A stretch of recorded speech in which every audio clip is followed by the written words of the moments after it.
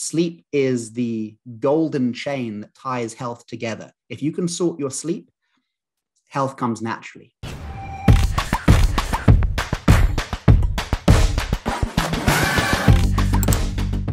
Welcome back, everyone, to the Mindvalley podcast. And, I like bringing on fascinating people. And there's this one guy, every time I bring him onto the podcast, it is a riot of wisdom and laughs and just mind-blowing ideas. His name is Charlie Morley. He is the man I consider to be the leading instructor in the world in the unique field of lucid dreaming.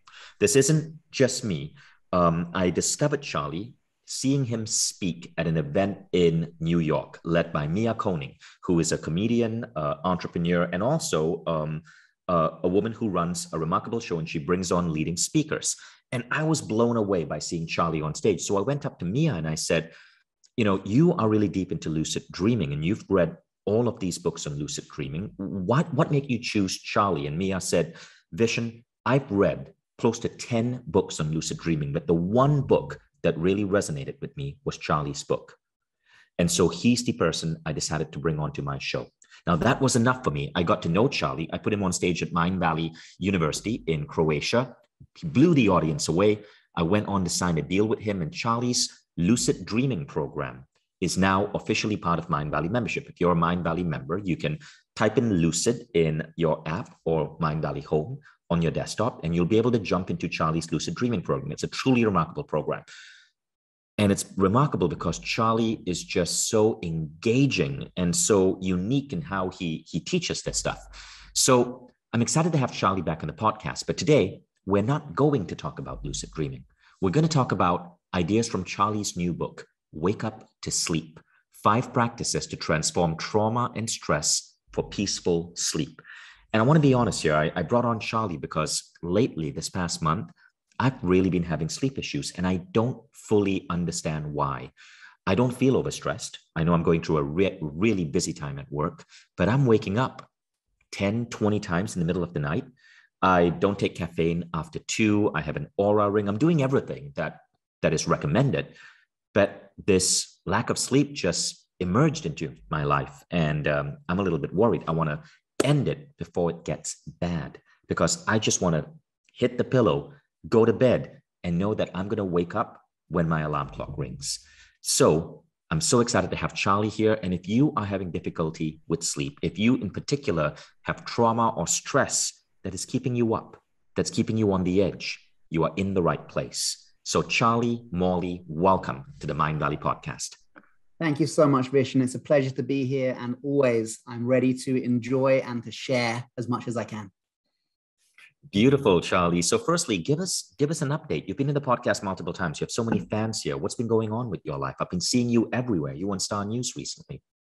Yeah. So this book, and actually the whole energy of what the book is based on, which is essentially these workshops that I've been running for military veterans for the past 6 or 7 years, has had such an impetus behind it. Like some projects, the universe is just green lighting it. Like right. Everywhere, strange synchronicity, people providing funding, money coming out of nowhere to support the project. It's really one of those. And I think it's that's happening because it's a really beneficial project. And I think because it has helped already some of the most traumatized populations serving military and military veterans, it's got kind of a good karma around it, I think. So yeah, everything for the last few years has been around this book, as well as the lucid dreaming. And the main thing to say is when I decided to transfer what was essentially a 6-week course developed for military veterans into this book, I made the naive assumption that I would need to dumb down the techniques for a civilian population, because I made another naive assumption that military trauma and stress was way worse than the everyday stresses of life. Absolutely incorrect. Trauma is trauma, whether from a military war zone or a familial war zone.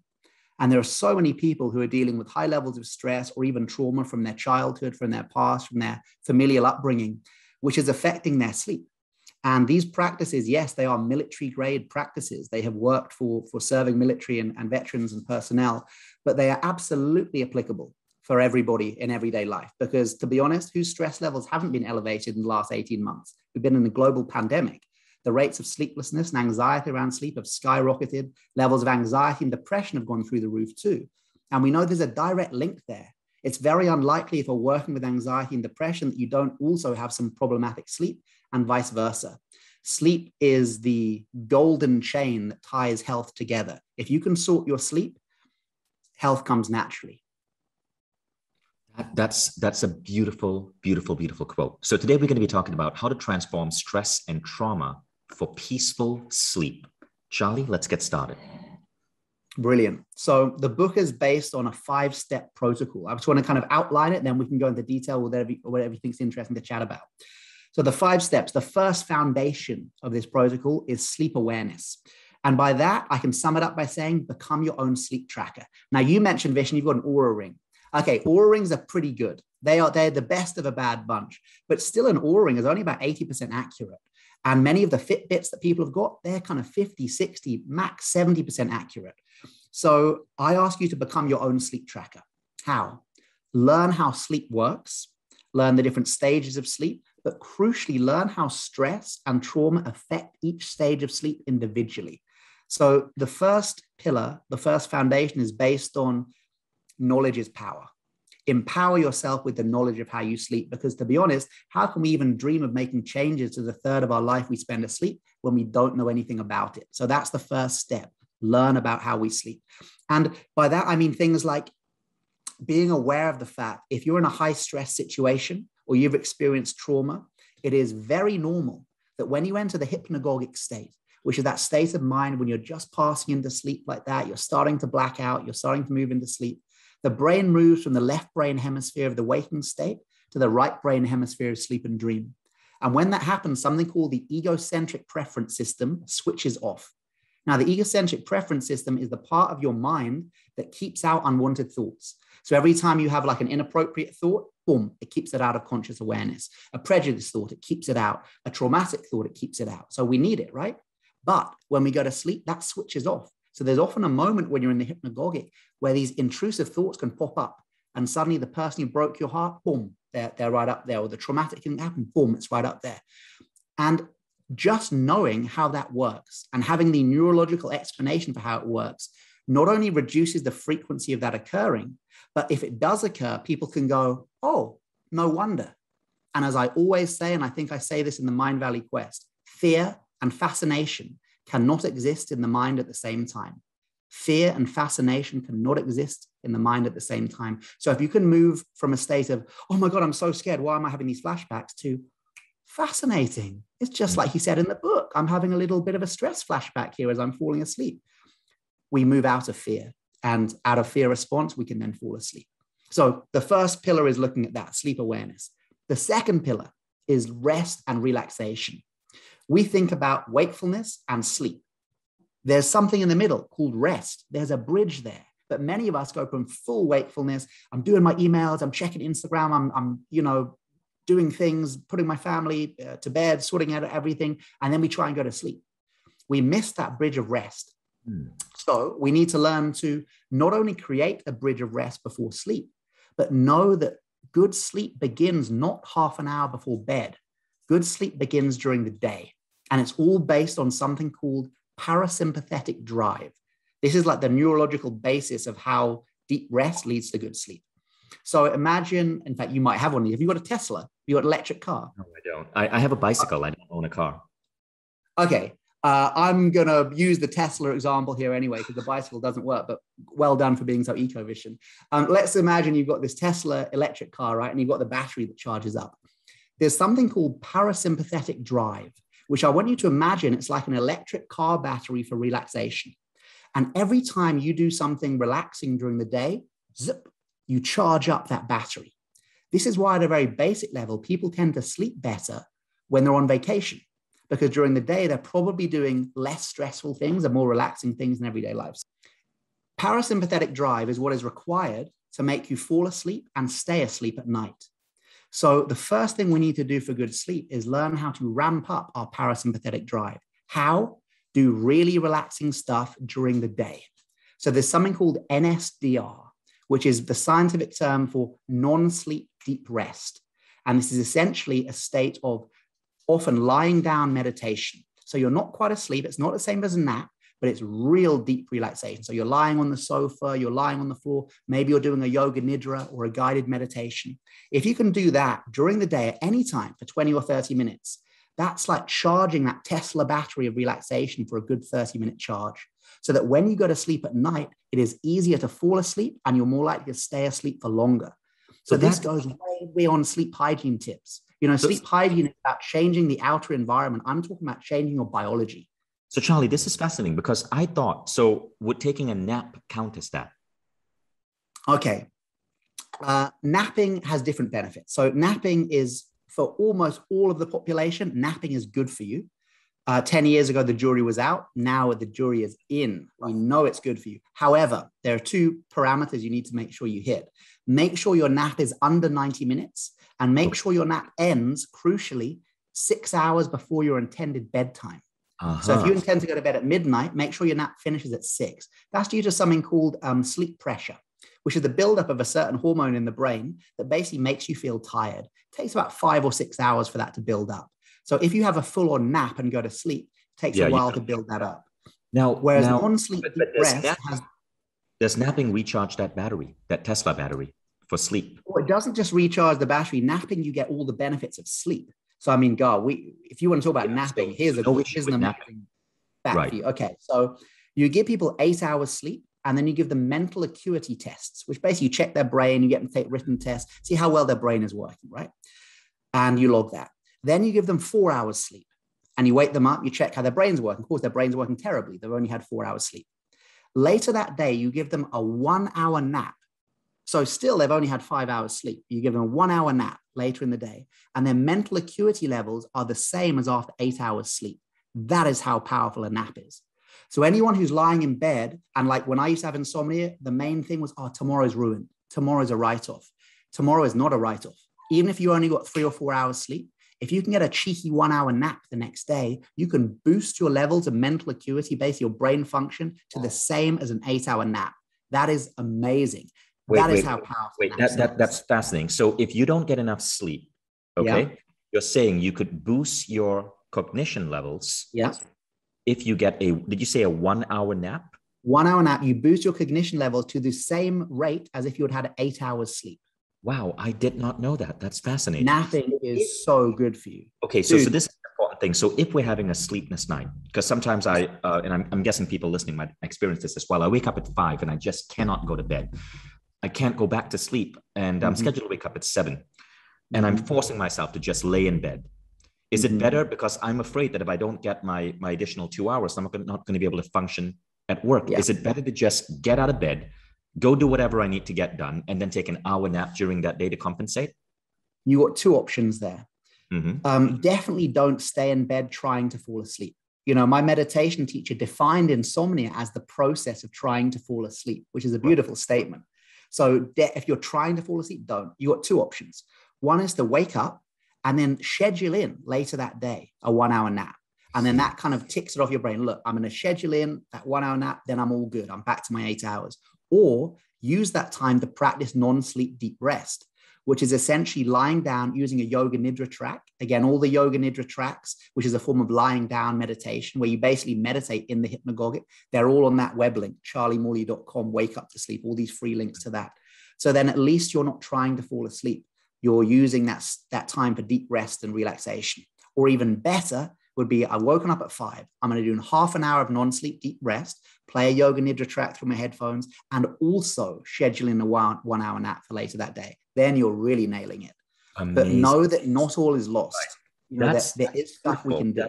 That's fascinating. Okay, so the first point is turn fear into fascination, right? Yes. When the stress comes up, go from fear to fascination, understand what's going on in your brain, and that's enough to override it. Now, this idea reminds me of something that happened with me and Steven Kotler. So Steven Kotler, incredible writer, his program, The Habit of Ferocity, is part of Mindvalley membership. So many of you members have probably checked out Steven's program.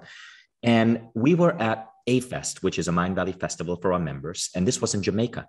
And this A-Fest was an exploration of altered states. Now, being in Jamaica, and since psychedelics are legal there, Steven Kotler. I can see where this is going, Vishen. Yeah, Steven Kotler passed me a joint, completely legal, I don't normally smoke marijuana, but I smoked that joint. And all of a sudden, I got paranoid. It was in the middle of a party, this incredible party raging for all our members on a beach in Jamaica. And I started freaking out. I started wondering, oh my God, what if they kill the electricity? What if the cops come if we make too much noise? What if people aren't really enjoying themselves? And I was just getting agitated. And then Kotler came up to me and he said, Vishen, you don't seem to be enjoying yourself. And I said, I'm worried. I'm concerned. And he said, whoa, whoa, whoa, whoa.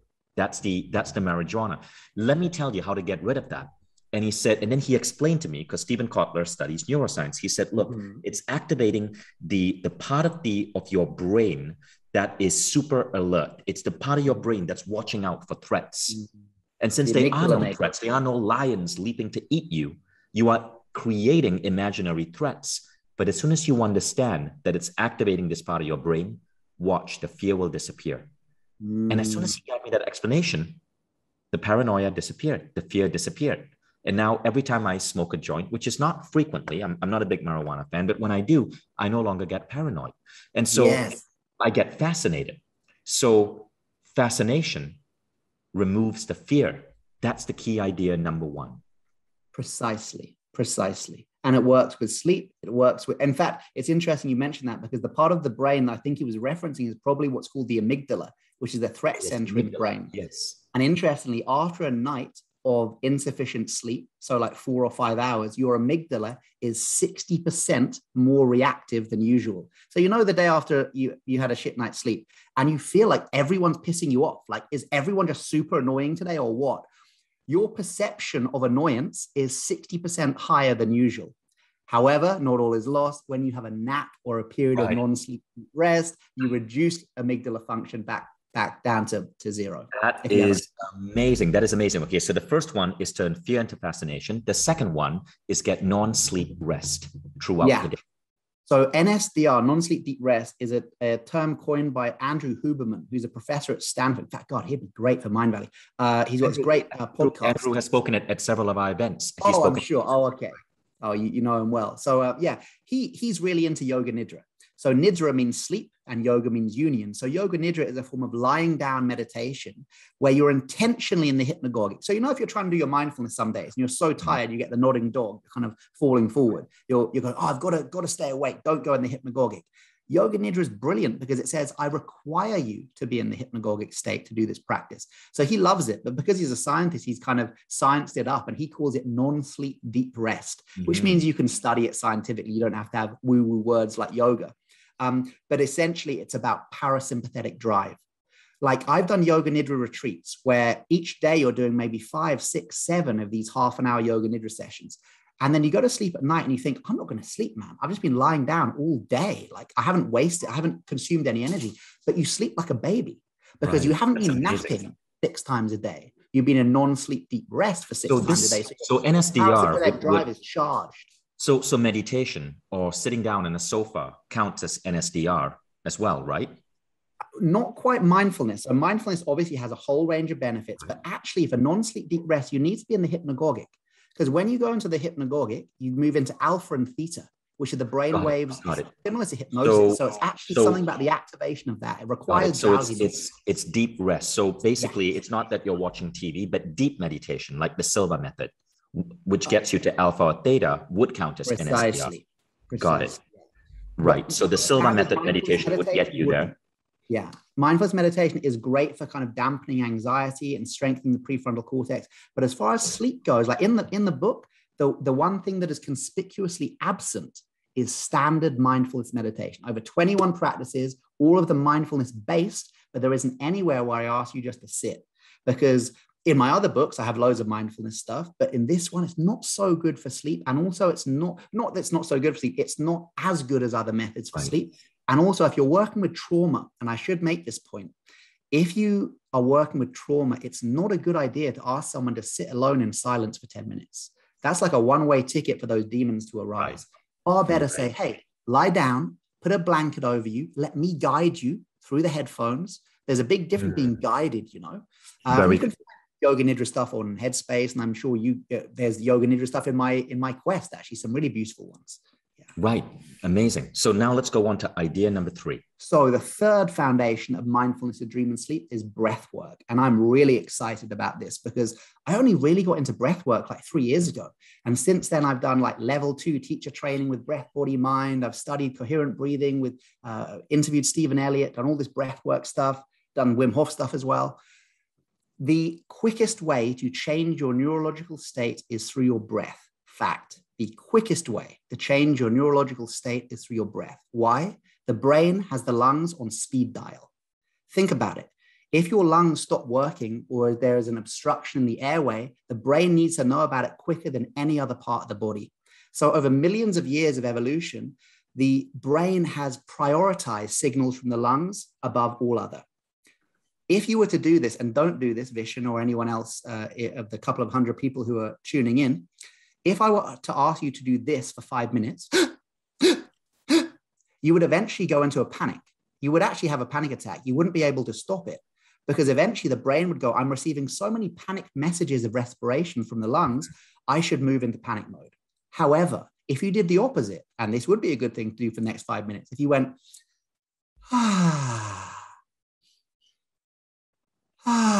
longer exhale than inhale, and also with an audible which creates something, well, it doesn't matter, but it creates an ujjayi breath, which is a certain breathing method there, you will move into relaxation response. You could be watching a horror movie, but if you are breathing in that way, the brain goes, I don't care about the horror movie. I care what the lungs are telling me. So the quickest way to change your neurological state is through the breathing. It turns out, and Vishen, you're going to love this if you haven't heard this before, it turns out there is an optimal human breath rate. When I first read this, I was like, oh, fuck off. We're so different people. Come on, there's not an optimal human breath rate.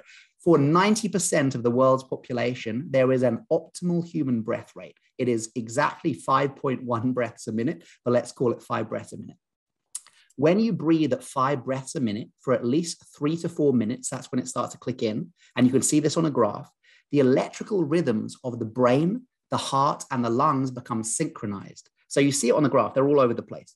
You start breathing at 5 breaths a minute, which is slow. I'm talking breathing in, 2, 3, 4, breathing out, 2, 3, 4, way slower than usual. But if you breathe like that, about 3 or 4 minutes, the electrical rhythms of the heart, brain, and lungs become synchronized. Your heart rate variability becomes in perfect form.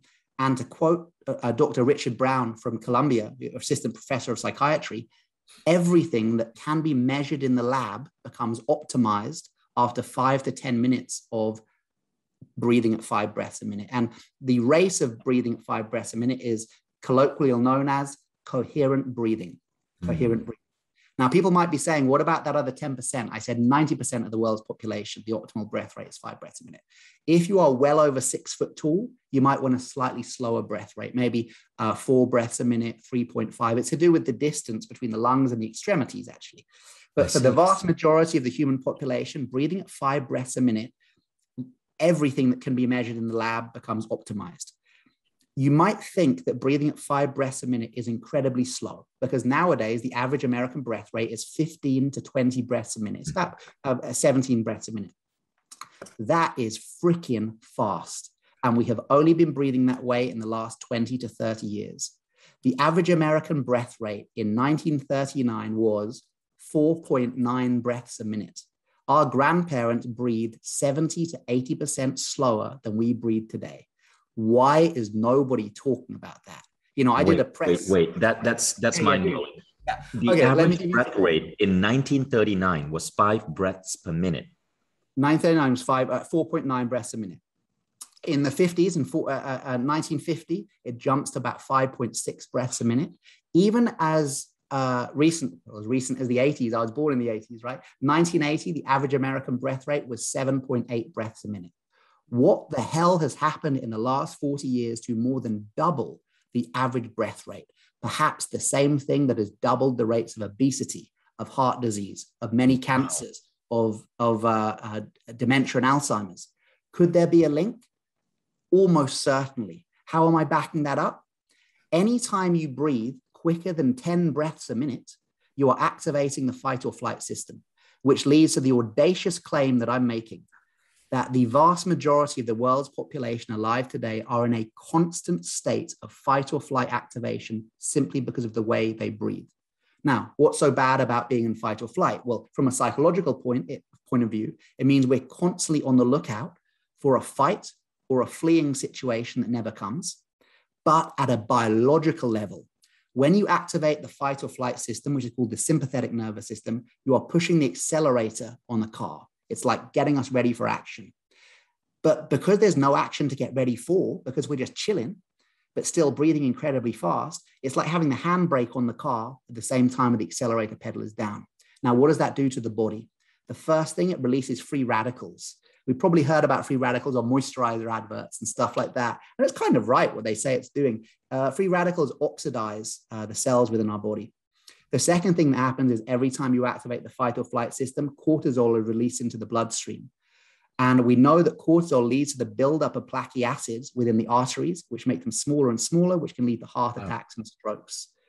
I believe that the vast majority of chronic health conditions can be at least mitigated, if not some breathwork practitioners are saying cured, by breathing much, much slower than usual. If you can do 5 breaths a minute, go for it. But if that's too slow, then at least 6 or 7 breaths a minute would be great. But breathing at 15 to 20 breaths a minute is way too fast. We're in a constant state of fight or flight activation, and crucially, it is screwing up our sleep. Because in order to go to sleep, you need to activate not the sympathetic nervous system, but the parasympathetic nervous system. You can be doing all of the sleep hygiene tips you like. Oh, I didn't look at my phone for an hour before bed. I didn't have coffee after lunch. I had a hot bath before I went to sleep. It doesn't matter. You can change the outer environment all you like. Until you learn to switch on the parasympathetic, the rest and digest, you'll be staring until morning. That is incredible. That is incredible. I'm just Googling this as you're talking about it. The current average breath per minute for adults is 12 to 16.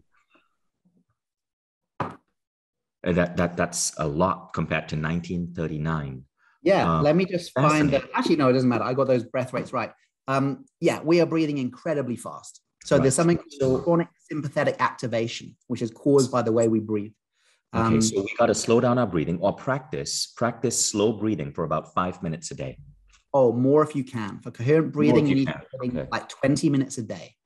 If you can be doing 20 minutes of coherent breathing a day, 2 10-minute sessions or 1 20-minute session, the impact on sleep is found within 1 to 2 days. Like very quick response. Wow.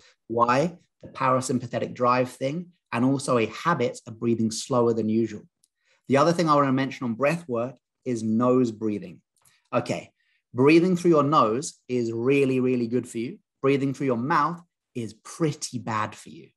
Really? Breathing through your nose, you've got a 3-layer filtration system, right? So you've got the hairs in your nose, you've got the mucous membrane, you've got the cilia, which are these little microscopic hairs. They're basically filtering out debris and stuff. So that's one good thing about nose breathing.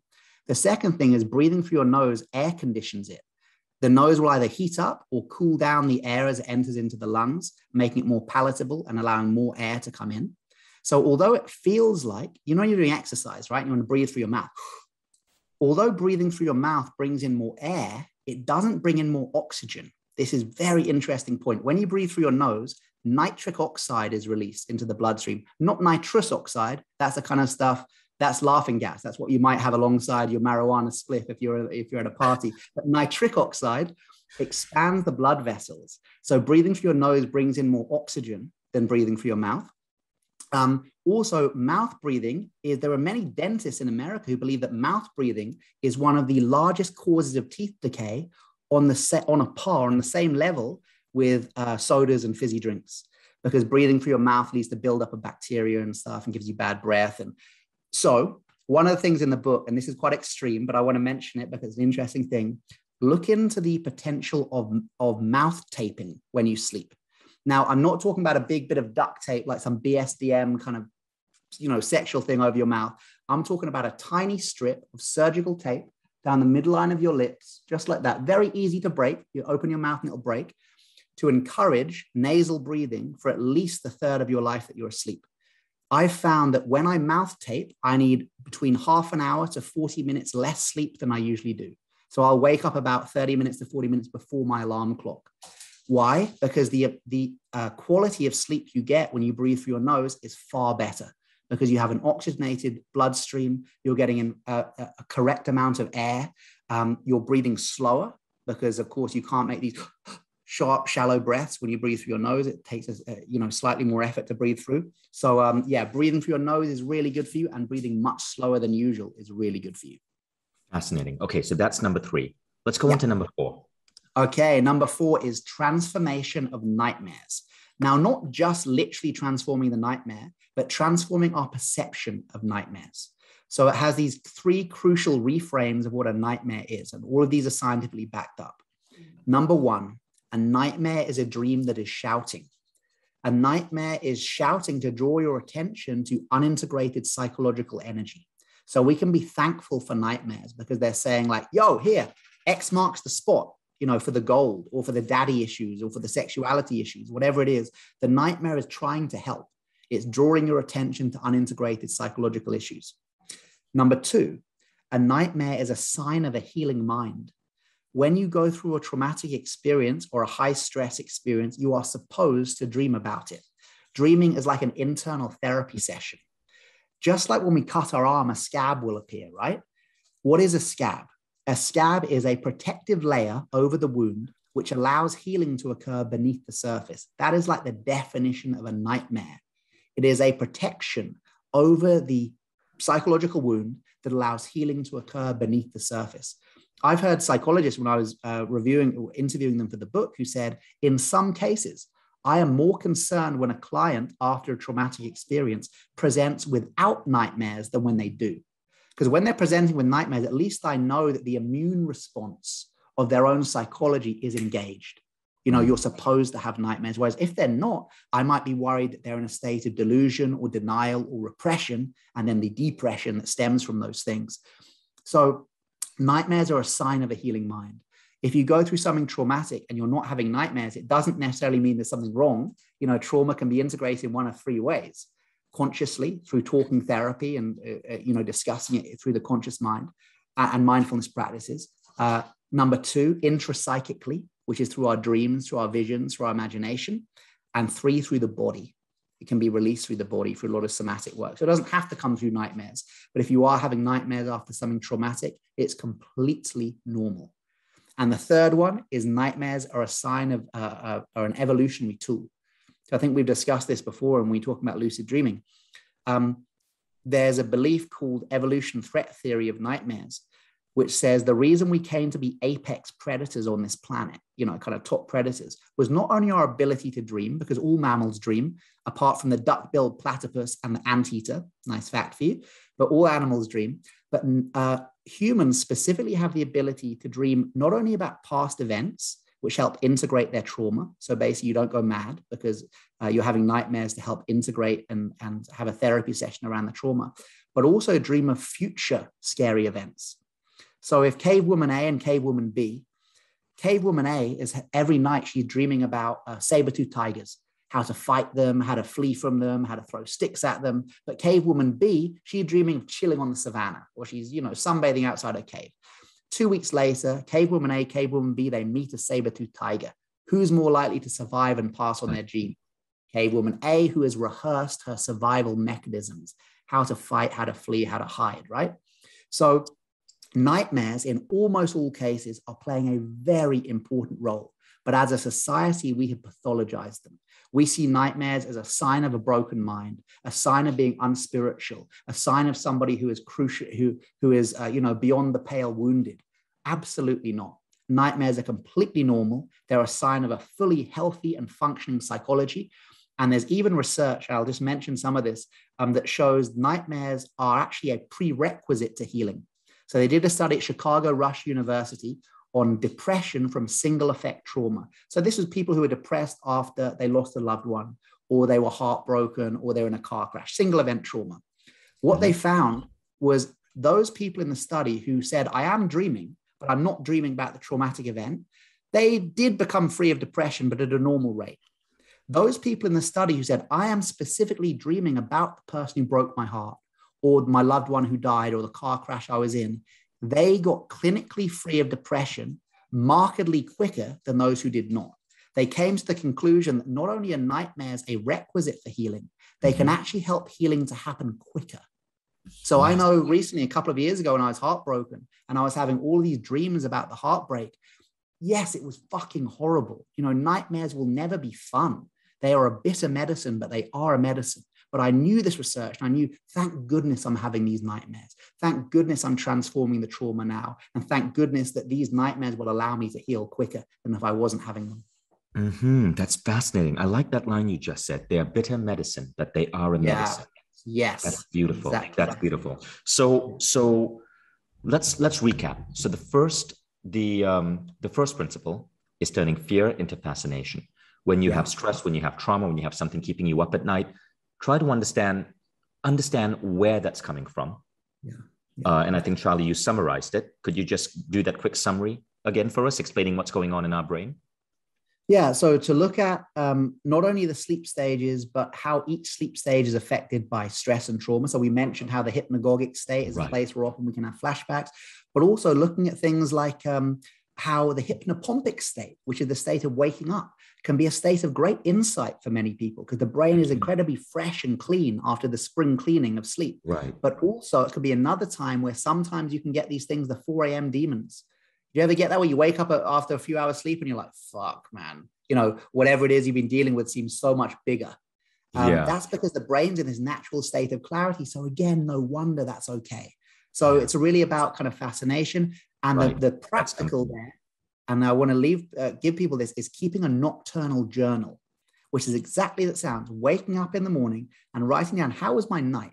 So, okay, I went to bed about 11, but I probably got to sleep only at about 1 a.m. Right. I do remember a dream. I'll write that down. I woke up to pee at some point. Then I just couldn't get back to sleep. And then I woke up in the morning and asked myself, how do I feel upon awakening? So by keeping a nocturnal journal, you're not only empowering yourself with the knowledge of how you sleep personally, but you're also creating a benchmark so that when you start doing the other practices, you'll see. When I first started the book, I was here getting 5 hours sleep, whatever it is. And by week 2, week 3, week 4, okay, I'm getting more sleep. I'm waking up feeling fresher. So the first pillar, knowledge is power, turn fear into fascination, and keep a nocturnal journal. Be your own sleep tracker. Now the second pillar is getting sufficient NSDR, non-sleep deep rest throughout the day. So this meditation, is sure yoga nidra, accessing the alpha theta state, the hypnagogic state. For at least half an hour a day. Or at least half an hour a day. 30 minutes of non-sleep deep rest a day. That's enough to charge up the parasympathetic drive. Right. Now the third one, oh, sorry, and a question on that one. If we wake up and go straight to meditation, does that count? Yeah, I mean, meditation is brilliant. But if we do it, even if we do it as soon as we wake up, or is it better to do meditation in the middle of the day? Meditation is great at any point. If you do it when you first wake up, then it's like the mind is at its freshest. So it's said to be a really good time to meditate, but also before bed is a good time. Perfect. Now, the third one is breath work. Okay. Slowing down your breath, practicing about 20 minutes a day of slow breathing. Yeah. That's a way to regulate the nervous system. So the non-sleep deep rest is to move you into deep relaxation. Once you've learned how to deeply relax, now you can start to regulate the nervous system. You know, before a board meeting, you probably don't want to be lying down doing NSDR, but you do want to be doing 5 minutes of coherent breathing. Right. Now, the fourth one, is understanding nightmares. Yeah. So transforming the perception of nightmares. And then there are a lot of practices to do there too. We've got another breathing practice that's really good for nightmares called 4-7-8 breath. Another one called alternate nostril breathing, which can prevent a panic attack while you're in it, actually. Very interesting. And a practice called circle of protectors, where you fall asleep imagining that you're surrounded by protection. Perfect. And then now we come to the final principle. Which is lucid dreaming. So for the vast majority of people, nightmares are good. They're a sign of a healing mind. It's like your inner therapy session. However, if people are working with very high levels of stress, or if they have clinical PTSD, sometimes the healing capacity of the nightmares is negated. Why? Because of the elevated levels of noradrenaline, which in America is called norepinephrine, I think, but I'll use the English term, noradrenaline. Noradrenaline is present in the brain at all times, apart from 2.5 hours every 24 hours when you dream. Why is noradrenaline removed from the brain when you dream? To allow you to dream about threatening experiences or past traumas and not get re-traumatized. This is how you can dream of this, right? But in people who are experiencing high levels of stress or trauma, their level of noradrenaline is so high that by the time they dream, the brain isn't able to completely clean away all the noradrenaline. So when they have nightmares, they can be re-triggered and re-traumatized by those nightmares or anxiety dreams. So for those people, you need a bit of a stronger medicine, and that leads to lucid dreaming. Because once you have a lucid dream, a dream where you go, oh, wow, I'm dreaming. Imagine if you apply that to nightmares and imagine what it does to your stress hormones. I'm in a really stressful, the veterans, right? I'm in a really stressful nightmare. I'm back in Iraq. Oh, I'm dreaming. Right. Phew. Look what just happened to my stress hormones there. And that is the biological basis of why lucid dreaming is such a powerful intervention for nightmares. It drops the stress hormones and has a powerful deconditioning effect on the mind. As you go, oh, I'm not really back in this threatening experience or event. I'm simply dreaming about it. Now, here's something to share, which hasn't been, I've only shared this publicly once. In the summer, I did a study with IONS, the Institute of Noetic Sciences, where we had a group of 49 people, all of which had PTSD. So they had to have PTSD to be on the study. And we were seeing, could lucid dreaming be used as a healing modality? We had 1 week. I wasn't sure whether we would have any lucid dreams in the week because working with a highly traumatized group, who knows, anything can happen. We had 75% of the group had a lucid dream in the 1 week. And of that, a high percentage of them had a healing lucid dream. So they were able to wake up in a recurring traumatic nightmare and know, wait, I'm not really back in that trauma. I'm dreaming about it. And then some of them were able to transform it, to send love to their attackers, all of these great healing things. We got the results through. Now, Vishen, you've worked with scientists before, and you know that when they present their results, they're often kind of, low key about it. The scientist presents the graph, right? He says, okay, on this graph, you've got people's PTSD levels. Then you've got, after the 1 week study, the average PTSD score dropped to below having PTSD. It dropped below the clinical threshold, the average. Then 3 weeks later, our follow-up study, it was still below the average. People healed so deeply through lucid dreaming that many of them did not have PTSD anymore by the end of that study. I mean, this is that's crazy. Amazing. That's amazing. But and Charlie, you teach this. You teach this in your lucid dreaming program on Mind. Oh, absolutely. It's all in the Quest. Yeah. And what was even more fascinating, 75% of them had a lucid dream. That crucial 25% who didn't, they still had drops in their PTSD score. Now that fried my brain. I was like, whoa, are we saying that simply learning about lucid dreaming and knowing that it's a possibility is such an empowering experience for somebody who has been disempowered by PTSD, disempowered by the medication that does not work for them, disempowered by the talking therapy that has not served them, that simply learning about lucid dream is enough to drop people's PTSD scores? That blew my freaking mind. Because it means even if you haven't had lucid dreams, so people on the Quest, right? A lot of people on the Quest have lucid dreams, but some of them get to the end of the Quest, they're saying, oh, I haven't quite had a lucid dream yet, but they're still saying, my God, I love it. It's the best Quest I've done. Yeah, because the benefits of lucid dreaming, weirdly, don't actually require you have a lucid dream. It's absolutely fascinating. And so I was just thinking about some of my experiences doing that Quest. And in the first week, I learned to remember my dreams because I wasn't remembering my dreams. By the second week, I learned how to interpret my dreams. I then moved on to another Quest. I'm going to go back when I'm ready to go into lucid dreaming. But I have found that nightmares no longer plague me because I understand contextually what's going on. I see the dream as an adventure. And if a nightmare does come, I know your hugging technique on how to dissolve that nightmare. You've made friends with your dreams. I've made friends with my dreams. First 2 or 3 weeks of writing down your dreams, paying attention to your dreams. Right. If a nightmare is a dream that is shouting, if you want to stop having nightmares, let the dreamer know, hey, dude, I'm listening. How? Yeah. Write down. It's so fascinating. It's so fascinating when we start seeing sleep in a new way. And so we have come to the end of this podcast, Charlie. I want to give a quick shout out to your book. It's called Wake Up to Sleep. You can find it on Amazon. You can also get it from Charlie Morley. That's CHARLIE, Morley, MORLEY.com. And check it out. As I said, Charlie is an amazing teacher. Weren't you just dazzled by the way he presents information? So Charlie, we're going to let you go shortly. But before that, one final question. What about blue blocker sunglasses? So many biohackers say that it's important to wear this if you're going to be interacting with screens before going to bed. What's your verdict on that? So I've got in the book, I do have a sleep hygiene tips, but they're literally at the back of the book. They're like an afterthought, they're an appendix. It is good. It definitely helps. However, changing the outer world, like trying to change the screen brightness, wearing blue blockers, stuff like that, is good, but it's short term. Far better if you can change your internal biology. Sleep will happen naturally because sleep is a natural phenomenon that will occur in the absence of stresses that prevent it from occurring. Sort your biology, you won't even need blue blockers, but yeah, they're good. I love that. Thank you so much, Charlie. And thank you all for joining us in the Mindvalley podcast. If you are fascinated by what we discussed today, check out Wake Up to Sleep. And if you want to learn more about lucid dreaming, go to mindvalley.com/lucid, mindvalley.com/lucid to learn about Charlie's program.